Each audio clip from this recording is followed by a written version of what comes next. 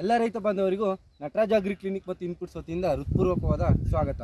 So ಇವತ್ತು ಅತ್ಯಂತ ರೈತರಲ್ಲೇ ಒಂದು ಉತ್ತಮವಾದ ಬೆಳೆ ಮತ್ತು ಅತ್ಯಂತ ಆದಾಯ ತರ್ತಕ್ಕಂಥ ಒಂದು ವಾಣಿಜ್ಯ ಬೆಳೆ ಅಂತಂತಲೂ ಕರಿಬೋದು. ಸೊ ಅದು ಯಾವುದಪ್ಪ ಅಂದರೆ ಶುಂಠಿ ಅಂತ ಕರಿತೀವಿ.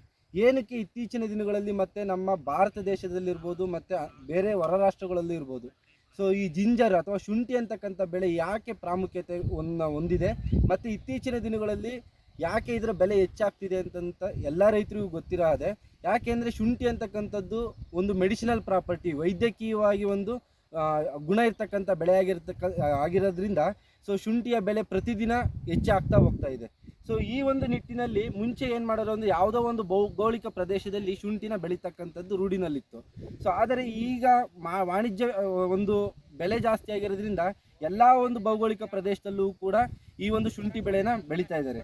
ಸೊ ಎಕ್ಸಾಂಪಲ್ಲು, ಸೊ ಮುಂಚೆ ಹಾಸನ ಅಂತ ಜಿಲ್ಲೆನಲ್ಲಿ ಬೆಳೆಯೋರು, ಇವಾಗ ಚಿಕ್ಕಮಗಳೂರು ಜಿಲ್ಲೆನಲ್ಲಿ ಅಡಿಕೆ ಬೆಳೆನಲ್ಲಿಯೂ ಕೂಡ ಅಂತರ್ ಬೆಳೆಯಾಗಿ ಶುಂಠಿನ ಒಂದು ಮುಖ್ಯವಾಗಿ ಬೆಳೆನ ಬೆಳೀತಕ್ಕಂಥ ಒಂದು ರೂಢಿನೂ ಜಾಸ್ತಿ ಆಗಿದೆ. ಸೊ ಈ ಶುಂಠಿನಲ್ಲಿ ಸೊ ನಾವು ನೋಡ್ತಾ ಇದ್ದೀವಿ ಇತ್ತೀಚಿನ ದಿನಗಳಲ್ಲಿ ರೈತರು ಎಷ್ಟು ಇನ್ವೆಸ್ಟ್ ಮಾಡ್ತಿದ್ದಾರೆ ಅಂತಂದರೆ, ಸೊ ಮನುಷ್ಯಂಗೆ ಕಾಯಿಲೆ ಬಂದಾಗ ಖರ್ಚು ಮಾಡೋದಕ್ಕಿಂತ ಹೆಚ್ಚಿಗೆ ಶುಂಠಿನಲ್ಲಿ ರೋಗ ಮತ್ತು ಕೀಟದ ಹತೋಟಿನ ಮಾಡೋದಕ್ಕೆ ಖರ್ಚು ಮಾಡ್ತಿದ್ದಾರೆ. ಸೊ ಇಲ್ಲಿ ಕಾರಣಗಳೇನು ಅನ್ನೋದನ್ನು ಭಾರಿ ಸಂಕ್ಷಿಪ್ತವಾಗಿ ತಿಳ್ಕೊಬೇಕಾಗುತ್ತೆ. ಸೊ ಶುಂಠಿ ಅಂತಕ್ಕಂಥ ಬೆಳೆ ನಾರ್ಮಲಿ ಏನು ಅಂತಂದರೆ 200 ರಿಂದ 250 ದಿವಸಕ್ಕೆ ಮೆಚುರಿಟಿ ಬರ್ತಕ್ಕಂಥ ಬೆಳೆ ಆಗಿದೆ.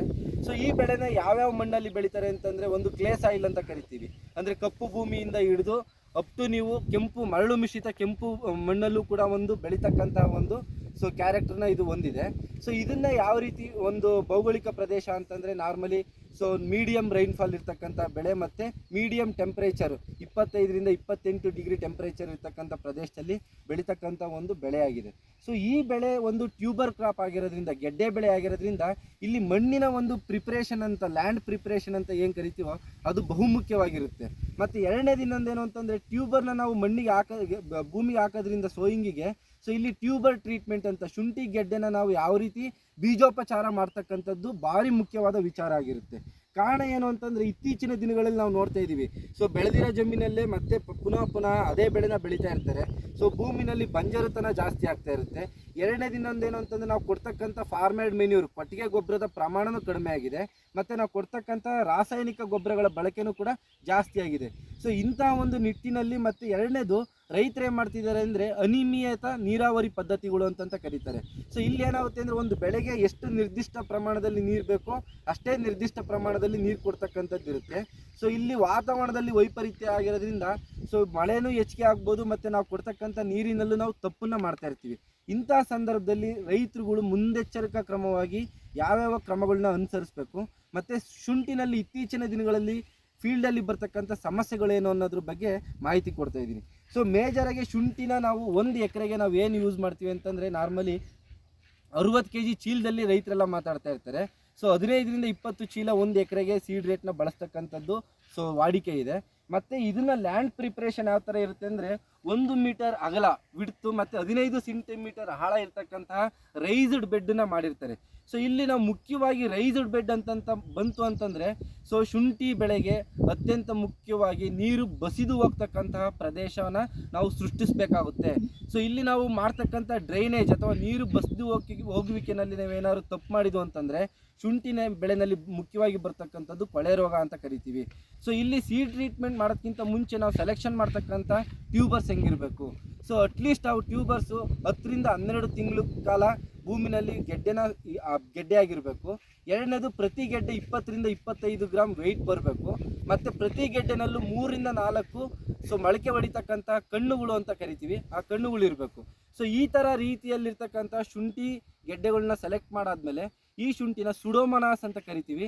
ಇಂಥ ಒಂದು ಜೈವಿಕವಾಗಿ ಬೀಜೋಪಚಾರ ಮಾಡಿಬಿಟ್ಟು ಶುಂಠಿನ ನೆರಳಲ್ಲಿ ಆರಿಬಿಟ್ಟು ಆಮೇಲೆ ನಂತರದಲ್ಲಿ ಬೆಡ್ಡಲ್ಲಿ ಲ್ಯಾಂಡ್ ಪ್ರಿಪ್ರೇಷನ್ ಮಾಡೋದಕ್ಕಿಂತ ಮುಂಚೆ ಇಲ್ಲಿ ರೈತರು ಏನು ತಪ್ಪು ಮಾಡ್ತಾರೆ ಅಂದರೆ, ಅತಿ ಹೆಚ್ಚಾಗಿ DAP ಅಥವಾ ಫಾಸ್ಫರಸ್ ಜಾಸ್ತಿ ಇರತಕ್ಕಂಥ ಗೊಬ್ಬರಗಳನ್ನ ಬಳಸ್ತಾ ಇರ್ತಾರೆ.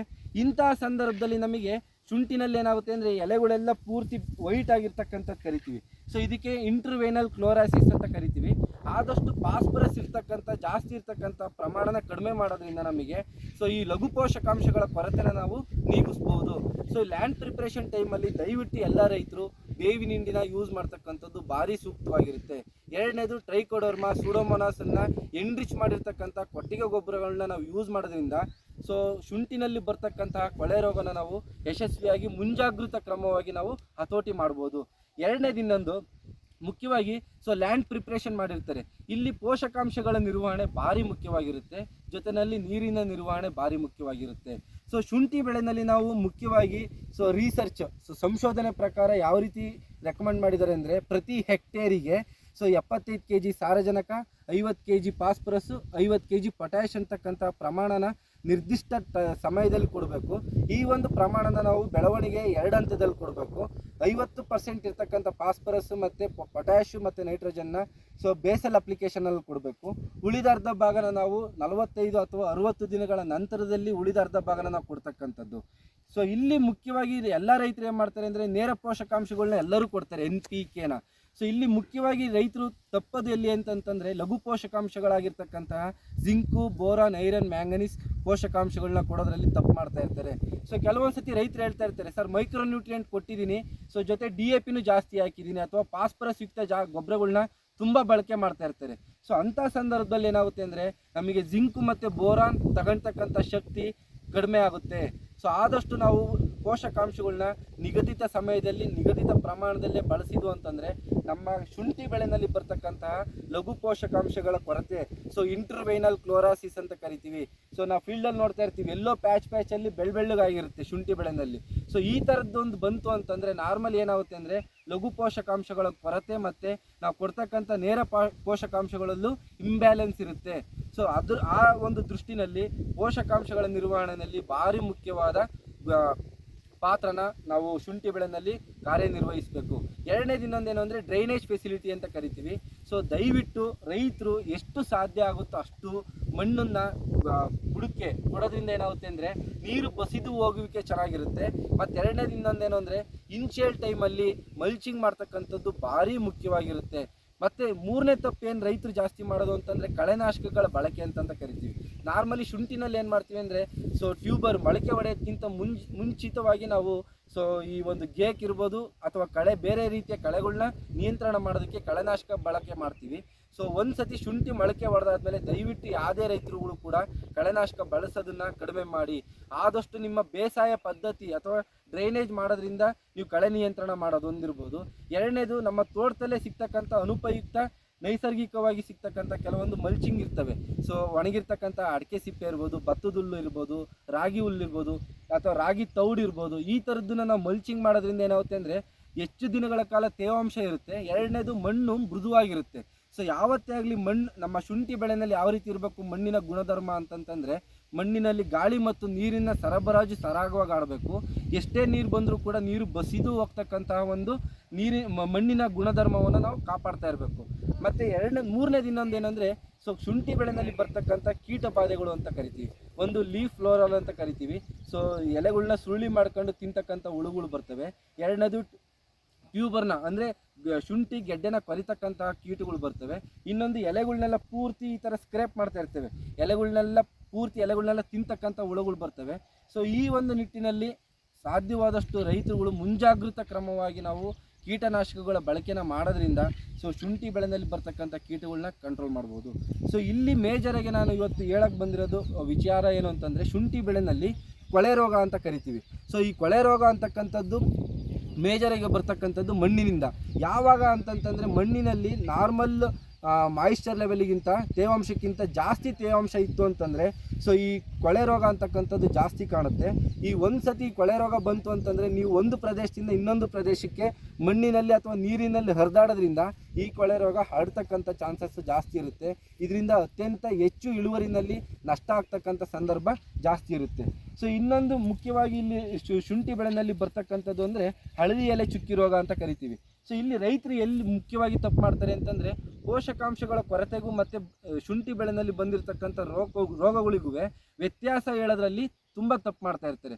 ಇಲ್ಲಿ ಕೆಲವೊಂದು ಸತಿ ಪೋಷಕಾಂಶಗಳನ್ನು ಕೊರತೆ ನೋಡಿದಿರಿ ಅಂತಂತಂದರೆ ಸೊ ಇಂಟರ್ವೈನಲ್ ಕ್ಲೋರಾಸಿಸ್ ಅಂತ ಕರಿತೀವಿ. ಸೊ ಇಲ್ಲಿ ಎಲೆಯ ಈ ನರಗಳು ಹಸಿರಾಗೇ ಇರ್ತವೆ. ಸೊ ಮಧ್ಯದಲ್ಲಿ ಹಳದಿ ಭಾಗ ಇರುತ್ತೆ. ಇಂಥ ಒಂದು ಡಿಫಿಷಿಯನ್ಸಿ ನಿಮ್ಮ ಶುಂಠಿ ಬೆಳೆನಲ್ಲಿ ಕಾಣ್ತಾ ಇತ್ತು ಅಂದರೆ ಅದು ಮುಖ್ಯವಾಗಿ ಐರನ್ ಡಿಫಿಷಿಯನ್ಸಿ ಅಂತ ಕರಿತಾ ಇರ್ತೀವಿ. ಸೊ ಇದಕ್ಕೆ ನಾವು ಏನು ಮಾಡಬೇಕು ಅಂದರೆ ಲಘು ಪೋಷಕಾಂಶಗಳನ್ನು ಸಿಂಪರಣೆ ಮುಖಾಂತರ ನಾವು ಕೊಡ್ಬೋದು, ಅಥವಾ ಡ್ರೆಂಚಿಂಗ್ ಆದರೂ ಕೊಡ್ಬೋದು, ಅಥವಾ ನೇರ ಪೋಷಕಾಂಶಗಳ ಮುಖಾಂತರ ನಾವು ಕೊಡೋದ್ರಿಂದ ಏನಾಗುತ್ತೆ ಅಂದರೆ ಶುಂಠಿನಲ್ಲಿ ಬರ್ತಕ್ಕಂತಹ ಲಘು ಪೋಷಕಾಂಶಗಳ ಕೊರತೆಯನ್ನು ಯಶಸ್ವಿಯಾಗಿ ತಡೆಗಟ್ಬೋದು. ಮತ್ತು ಇನ್ನೊಂದು, ಕೆಲವೊಂದು ಸತಿ ರೈತರುಗಳು ಸಾಯಿಲ್ ಟೆಸ್ಟ್ ಮಾಡಿದಲ್ಲಿ ಅತಿ ಹೆಚ್ಚಾಗಿ ಅನಿಯಮಿತವಾಗಿ ಪೋಷಕಾಂಶಗಳನ್ನ ಕೊಡ್ತಾ ಇರ್ತಾರೆ.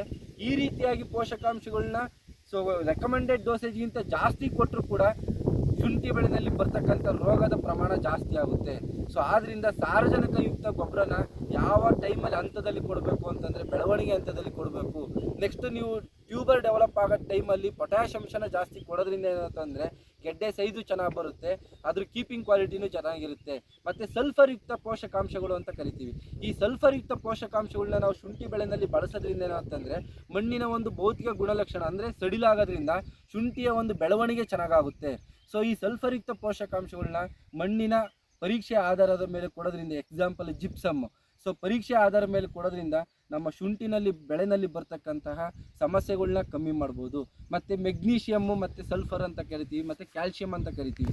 ಇವು ಸೆಕೆಂಡರಿ ನ್ಯೂಟ್ರಿಯೆಂಟ್ಸು ಕೂಡ ನಾವು ಶುಂಠಿ ಬೆಳೆನಲ್ಲಿ ಕೊಡೋದ್ರಿಂದ ಸೊ ಶುಂಠಿ ಬೆಳೆನಲ್ಲಿ ಬರ್ತಕ್ಕಂಥ ಗೆಡ್ಡೆಯ ಒಂದು ಕ್ವಾಲಿಟಿನ ಕಾಪಾಡ್ಬೋದು, ಮತ್ತು ಕೀಪಿಂಗ್ ಕ್ವಾಲಿಟಿ ಅಂತ ಕರಿತೀವಿ. ಸೊ ಈ ಎಲ್ಲ ನಾವು ಮುಂಜಾಗೃತ ಕ್ರಮಗಳನ್ನ, ಒಂದು ಮಣ್ಣಿನ ಲ್ಯಾಂಡ್ ಪ್ರಿಪರೇಷನ್ ಅಂತ ಕರಿತೀವಿ, ಅತ್ಯಂತ ಸರಾಗವಾಗಿ ನೀರು ಬಸ್ತು ಹೋಗ್ತಕ್ಕಂತಹ ಬಸಿಗಾಲುವೆ ನಿರ್ಮಾಣ. ಎರಡನೇದು ಕಳೆ ನಿರ್ವಹಣೆ, ಅತ್ಯಂತ ನೈಸರ್ಗಿಕವಾಗಿ ಸಿಗ್ತಕ್ಕಂತಹ ಮಲ್ಚಿಂಗ್ನ ಬಳಸಿ ನಾವು ಕಳೆ ನಿರ್ವಹಣೆ ಮಾಡ್ತಕ್ಕಂಥದ್ದು ಭಾರಿ ಸೂಕ್ತ. ಮೂರನೇದು ಪೋಷಕಾಂಶಗಳ ನಿರ್ವಹಣೆ, ನೇರ ಪೋಷಕಾಂಶಗಳು ಮತ್ತು ಲಘು ಪೋಷಕಾಂಶಗಳು ಮತ್ತು ಸೆಕೆಂಡರಿ ನ್ಯೂಟ್ರಿಯೆಂಟ್ಸ್ ಅಂತ ಕರಿತೀವಿ. ಈ ಪೋಷಕಾಂಶಗಳನ್ನ ಬೆಳವಣಿಗೆಯ ಹಂತದ ಪ್ರಕಾರ ನಾವು ಕೊಡೋದ್ರಿಂದ ಏನಾಗುತ್ತೆ ಅಂದರೆ ಬೆಳೆಗಳಲ್ಲಿ ಬರ್ತಕ್ಕಂತಹ ಪೋಷಕಾಂಶಗಳ ಕೊರತೆನ ನಾವು ಯಶಸ್ವಿಯಾಗಿ ನೀಗಿಸ್ಬೋದು. ಮತ್ತು ಪೊಟ್ಯಾಷ್ ಯುಕ್ತ ಗೊಬ್ಬರಗಳನ್ನ ನಾವು ಗೆಡ್ಡೆ ಬಂದು ಅಥವಾ 3 ತಿಂಗಳು ಆದಮೇಲೆ ನಾವು ಚೆನ್ನಾಗಿ ಯಶಸ್ವಿಯಾಗಿ ಕೊಡೋದ್ರಿಂದ ಗೆಡ್ಡೆ ಗಾತ್ರನ ನಾವು ಯಶಸ್ವಿಯಾಗಿ ಜಾಸ್ತಿ ಮಾಡ್ಬೋದು. ಸೊ ಇಲ್ಲಿ ನಾರ್ಮಲಿ ಇನಿಷಿಯಲ್ ಸ್ಟೇಜಲ್ಲಿ ಟ್ಯೂಬರ್ ಟ್ರೀಟ್ಮೆಂಟ್ ಅಂತ ಕರಿತಾ ಇರ್ತೀವಿ. ಅಂದರೆ ನಾವು ಗೆಡ್ಡೆಗಳನ್ನ ತಂದ ತಕ್ಷಣ ಕೆಲವರು ಟ್ಯೂಬರ್ ಟ್ರೀಟ್ಮೆಂಟ್ ಮಾಡೋದಿಲ್ಲ.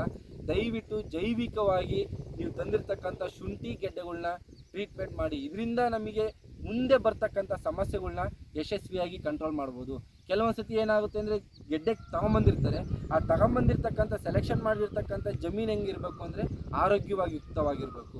ಸೊ ಈವನ್ ನಿಮ್ಮ ಫೀಲ್ಡಲ್ಲಿ ಸ್ಟಾರ್ಟಿಂಗಲ್ಲಿ 10% ಟ್ಯೂಬರ್ ಇನ್ಫೆಕ್ಟೆಡ್ ಇತ್ತು ಅಂತಂದರೆ ಹೋಗ್ತಾ ಹೋಗ್ತಾ ಎಂಟೈರ್ ಫೀಲ್ಡಿಗೆ ಆಗ್ತಕ್ಕಂಥ ಇನ್ಫೆಕ್ಷನ್ನು ಜಾಸ್ತಿ ಇರುತ್ತೆ. ಈ ಒಂದು ಇನ್ಫೆಕ್ಷನ್ನ ನಾವು ಬೀಜೋಪಚಾರ ಮಾಡೋದ್ರಿಂದ ನಾವು ಯಶಸ್ವಿಯಾಗಿ ನಿಯಂತ್ರಣ ಮಾಡ್ಬೋದು. ಸೊ ದಯವಿಟ್ಟು ಎಲ್ಲ ರೈತರುಗಳು ಕೂಡ ನಿಯಮಿತವಾಗಿ ಪೋಷಕಾಂಶಗಳ ನಿರ್ವಹಣೆ ಮಾಡಿ, ಮತ್ತು ನೀರಿನ ನಿರ್ವಹಣೆನ, ಬಸಿಗಾಲುವೆಗಳ ನಿರ್ವಹಣೆ ಮಾಡಿ. ಸೊ ಶುಂಠಿ ಬೆಳೆನಲ್ಲಿ ನಾವು ಬರ್ತಕ್ಕಂತಹ ರೋಗಗಳನ್ನ ಮುಂಜಾಗೃತ ಕ್ರಮವಾಗಿ ಶಿಲೀಂಧ್ರನಾಶಕಗಳು, ಕಾಪರ್ ಆಕ್ಸಿಕ್ಲೋರೈಡ್ ಇರ್ಬೋದು, ಡೈಫೆನ್ಕೊನಜೋಲ್ ಇರ್ಬೋದು, ಇಲ್ಲಿ ಬರ್ತಕ್ಕಂಥದ್ದು ಎಲೆ ಚುಕ್ಕಿ ರೋಗ ಅಂತ ಕರಿತೀವಿ. ಕೆಲವೊಂದು ಸತಿ ಬ್ಯಾಕ್ಟೀರಿಯಾ ನಾಶಕಗಳನ್ನ ನಾವು ಯೂಸ್ ಮಾಡಬೇಕಾಗುತ್ತೆ. ಇಲ್ಲಿ ಎಲ್ಲೋ ಲೀಫ್ ಸ್ಪಾಟ್ ಡಿಸೀಸು ಮತ್ತು ಬ್ಯಾಕ್ಟೀರಿಯಲ್ ಲೀಫ್ ಸ್ಪಾಟ್ ಎರಡೂ ಕೂಡ ನಮಗೆ ಶುಂಠಿ ಬೆಳೆನಲ್ಲಿ ಕಾಣಿಸುತ್ತೆ. ಸೊ ಇವೆರಡನ್ನೂ ನಾವು ಯಾವ ರೀತಿ ಅಂದರೆ ಡಿಸೀಸನ್ನು ಐಡೆಂಟಿಫೈ ಮಾಡಿ ಬಳಸೋದ್ರಿಂದ ಏನಾಗುತ್ತೆ ಅಂತಂದರೆ ನಮ್ಮ ಶುಂಠಿ ಬೆಳೆನಲ್ಲಿ ಬರ್ತಕ್ಕಂಥ ರೋಗಗಳನ್ನ ಯಶಸ್ವಿಯಾಗಿ ಕಾಪಾಡಬಹುದು. ಸೊ ಎಲ್ರಿಗೂ ನಮಸ್ಕಾರ.